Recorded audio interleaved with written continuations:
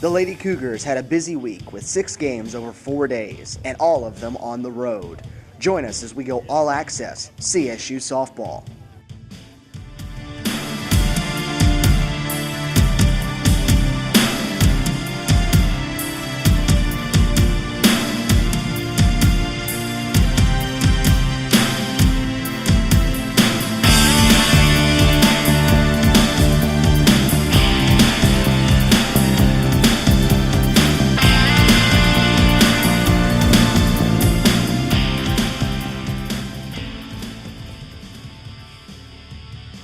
CSU opened its week in Albany, Georgia, as the Lady Cougars had a doubleheader against Albany State.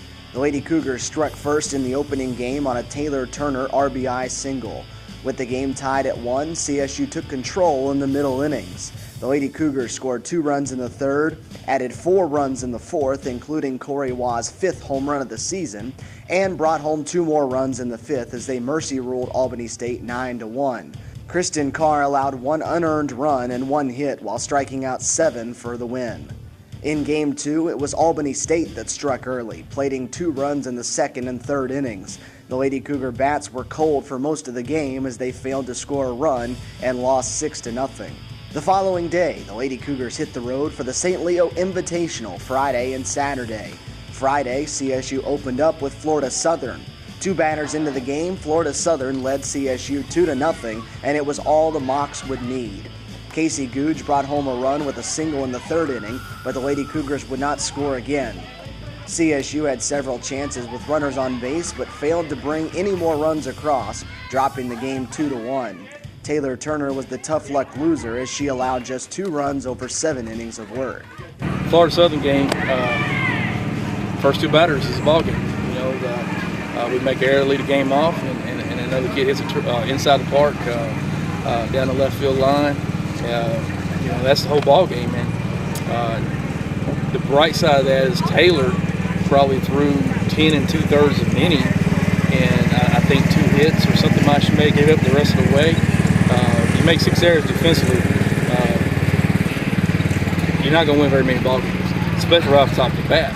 But the other side of it is those happened before there was even an out recorded in the top of the first, so we still got 7 complete innings to make that ground up.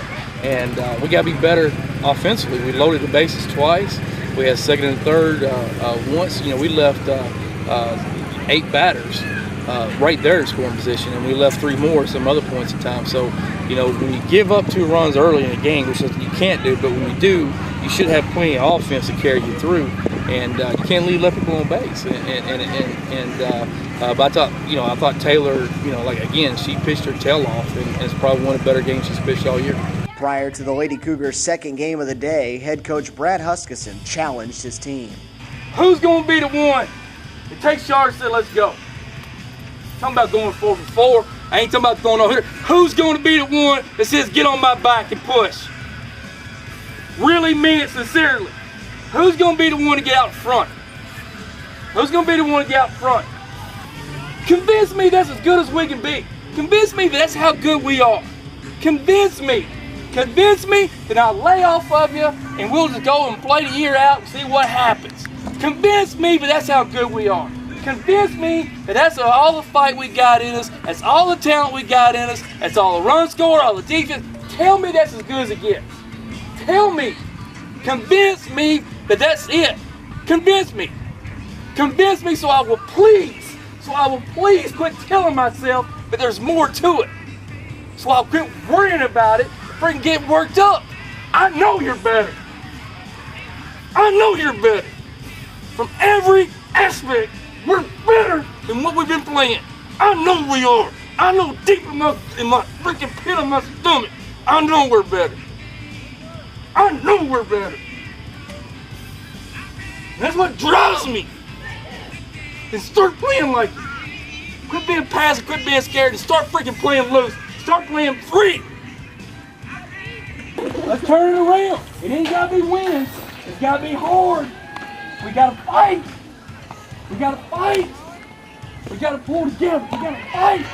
Here we go. Yeah, listen, we gotta freaking dig deep, baby. We got 2/3 left and ready when we get to the post. We got a long freaking way. We gotta dig deep. I'm calling you older ones. I'm calling you older ones. I'm calling you. I'm here, Gooch. Huh? I'm here. Gooch here.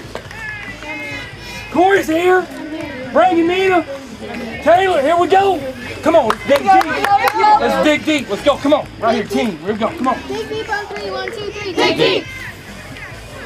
Next up for CSU was 6th-ranked Tampa. Columbus State struck for a run in the first inning on an RBI single by Taylor Turner.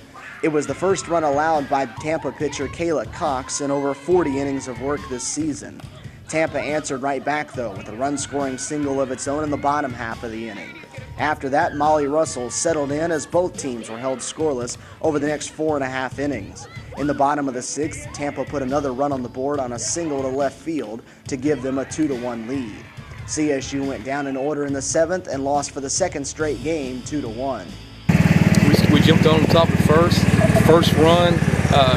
Cox has given up an entire year in 47 innings, and that's a bright spot for us offensively, especially coming back from leaving left field on base. Then we probably go against probably one of the best pitchers, if not the best pitcher in the country, and score right off the top of the first. Downside is we gave it right back to him in the bottom of the first, but we gave ourselves an opportunity 2 more times in a game with runner at second with some good hitters at the plate, and we put ourselves in position to score a run, and they got themselves in the scoring position I think one time, and they capitalized on it. Play a team like they're top 7th, 8th, 16th in the country, and I think we're just, we're right there.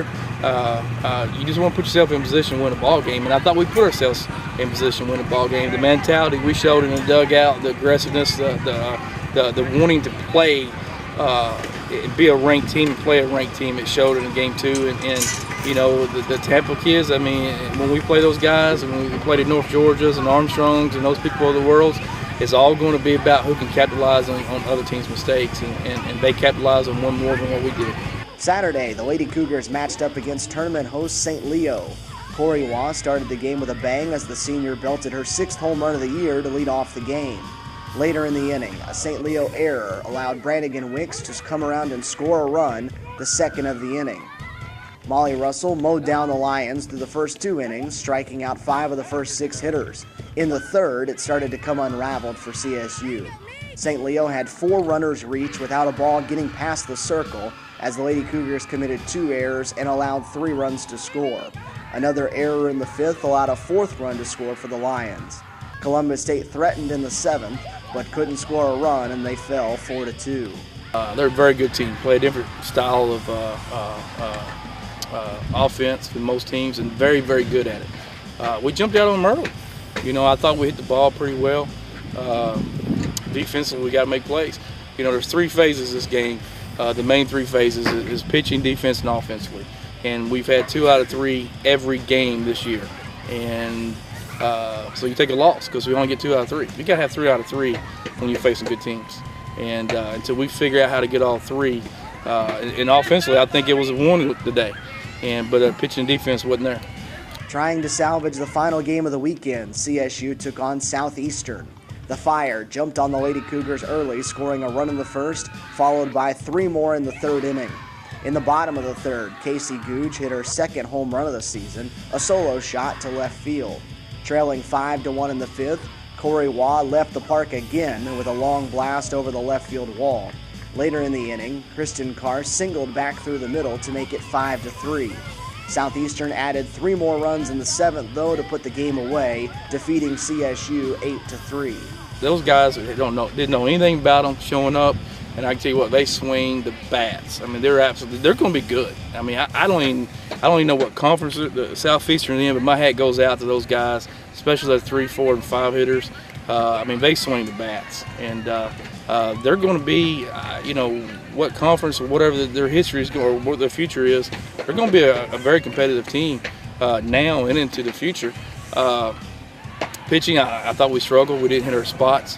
We didn't get anything done positively from a pitching standpoint and defense standpoint. We come back out and made some mistakes. The bright side, which is the first time I've been able to say this all week, all season, is we hit the ball good. We had 2 home runs and I don't know, 8, 9 hits maybe. Hit the ball hard. Didn't strike out a whole lot. Read change-ups both games today.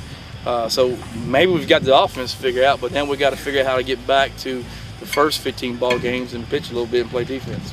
The weekend wasn't all bad for the Lady Cougars, though, as they made the short trip over to Orlando on Sunday to spend the day at Universal Studios. The games didn't go the way CSU wanted them to, but Sunday gave them a chance to relax, hang out, and have fun before making the long trip back home. The Lady Cougars will now get prepared for another busy weekend as they will travel Friday to Spartanburg, South Carolina, where they will play 7 games between Friday and Sunday.